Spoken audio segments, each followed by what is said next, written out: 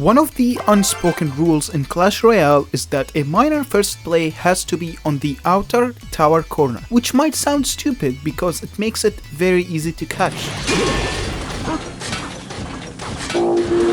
However, in reality, this is the correct play, as a good player will not want to risk an early king tower activation. Typically, throughout the match, you are expected to always mix up the position of your miner. This is kind of like playing mind games on your enemy to make sure you secure a couple of hits every now and then. But some positions serve other purposes besides mind games. Like a miner played in front of the tower will come out before a miner played on the side, meaning it will win you overtime races more often. And this works on every card or spell that has travel distance, so you can apply this trick in logbait mirror matchups with your Goblin Barrel. The closer they are to your king tower, the faster they come out, which is important to know when playing against some cards like Expo, for example. So in this video, I would like to go over the most effective positions for each of the 4 troops you can deploy directly on enemy towers and explain why they work. I would like to start with Graveyard because a lot of people are unaware of the way it actually works. Most players are under the impression that a graveyard spawns skeletons completely at random, which is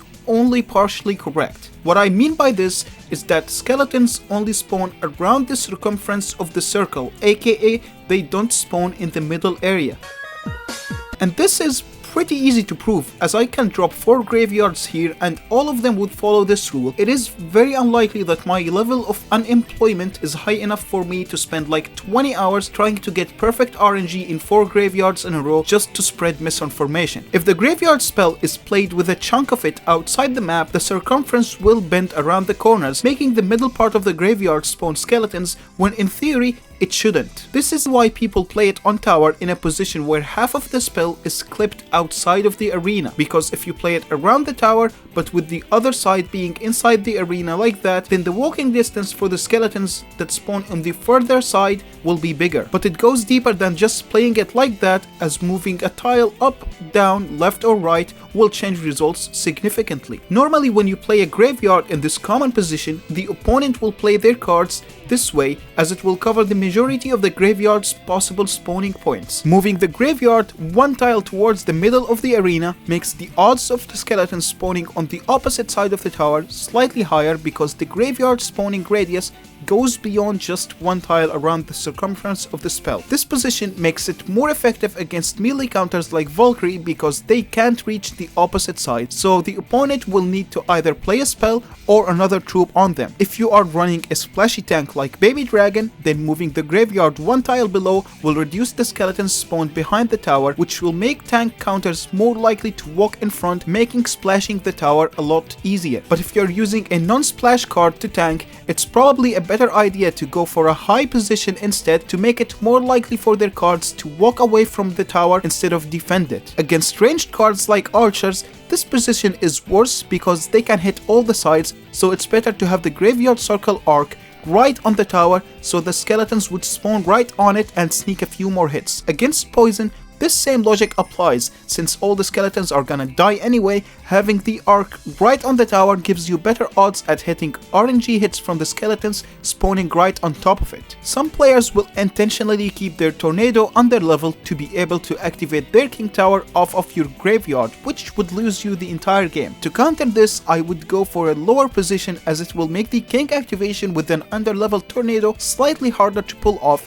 because less skeletons would spawn around the king tower side. When you want to graveyard the king tower, the positions uses the same logic of the regular tower, as in you want to make sure you give all the sides of the tower enough space to ensure skeletons are more likely to spawn there, while having a big portion of the graveyard off screen. If you want to pressure both Princess Tower and the King Tower, you can use this position, which was something I went for often when I used to play Giant Graveyard. But I still think you would be better off just going all in on the tower only. I wouldn't recommend going for the King unless it's already very low, or if you are sure your opponent is very low on elixir. Let's move to Goblin Barrel next. When you start the game, Always throw the Goblin Barrel in this anti-nado position until you are sure they are not running Tornado. After making sure they aren't running Tornado, I would not recommend this position anymore as it makes stopping the barrel very easy with some splash cards. Even Swarm on regular cards, honestly it's just useless this way. Instead, I would play the default position being right on tower as it splits the goblins apart,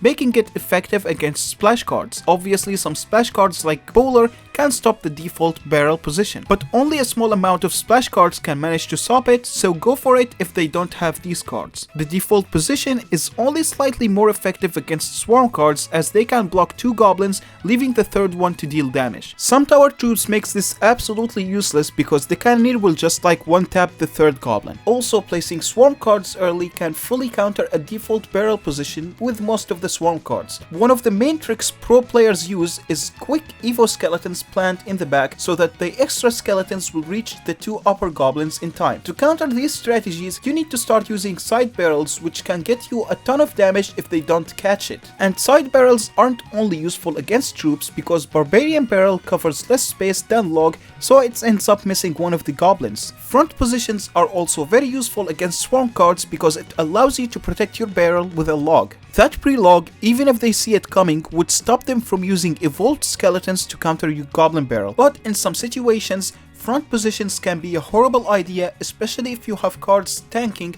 as one troop would stop both of them. In this situation, I would go for a back position because them missing will keep their troops stuck on your knight while your goblins go ham. Oh my goodness, they're going ham. The back position is also a must use if you want to go princess in the back, as logging the barrel will cause their log to not get on your princess. Realistically, even a regular position is far enough to allow your princess to be far away from their log range, but the problem with this is that they can log the 2 front goblins and block the third one with some spirit. Another popular backside position is this tricky anti-log position which can trip some players off. Good players will typically see it, but if you play it one tile higher, their log wouldn't reach a dart goblin if you had one. There is also another good secret mix-up by playing a back corner position that allows you to juke timing and position at the same time. If you notice here, in slow motion, the goblins spawn as a triangle, but one of them gets pushed slowly after. If they log or bar barrel before the push happens, it will fully counter it. But if they get the timing wrong,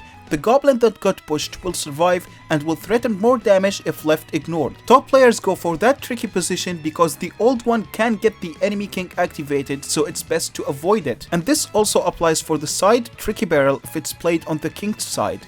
It's just not worth the risk. Evolved Goblin Barrel mostly follows the same logic, but you kind of have to think about multiple counters instead of just one of them. I will say though, an inner Evo barrel is a very bad idea if they have Tornado, as they can counter both barrels with a single spell. What is not a bad idea is using code Abdod to support more videos on this channel. But Evolved Barrel does make a King Tower position worth it in some situations because you would be using both barrels instead of wasting one of them, the same way a 4-star drop gets wasted giving me gold when I already have 5 million. Next, let's take a look at miner. Reminder to what I mentioned at the start of the video, always play your miners in a safe anti-nado position. Even one tile of an error could make an activation possible, so there is absolutely no room for fat fingering here.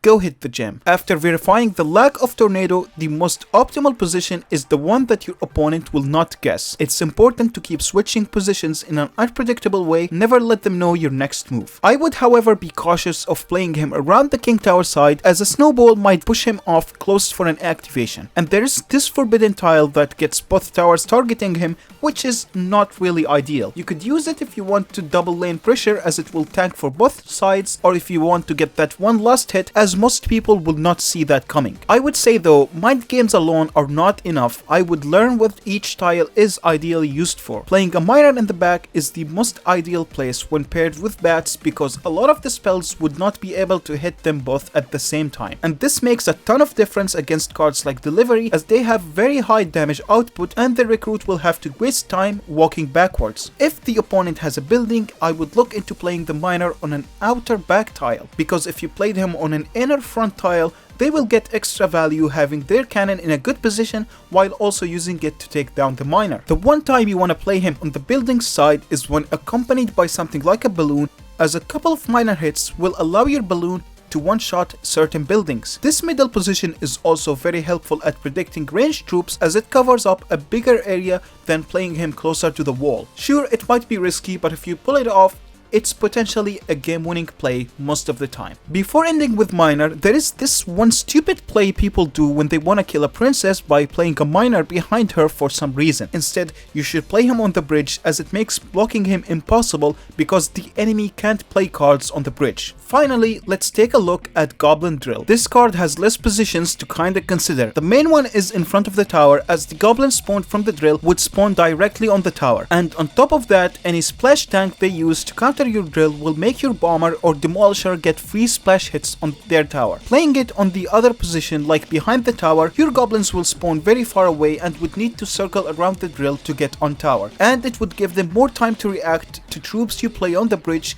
to pressure with your drill. But in some situations, it might still be worth doing that to catch terrible predictive plays and screw them up entirely. This side position can counter plays like regular knight, as the goblin will spawn on the opposite end of the building so they can't really reach it, and it would force an extra response. But keep in mind, this trick does not work on splash attackers like Dark Prince because his attack will kill the goblins behind the building anyway. Being a building that can be placed anywhere gives it some unique plays, like pulling some win condition and making them walk backwards. It might be really hard and sometimes even requires some predictions, but if you caught something like a bridge goblin sign graveyard, their push is essentially gone. And Evolved Drill can waste time even more effectively, given that it gradually goes from the front of the tower to the back of the tower, so it will keep their win condition stuck for eternity. One thing I noticed with Evo Drill that the players tend to always log the first drill because it's harder to stop with no damage. You could maybe try to play it starting from the back position as it's less likely to hit, but either way, it's not like they can't hold off their log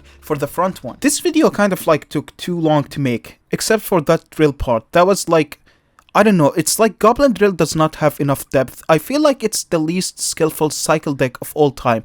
Do you agree with this, my dudes?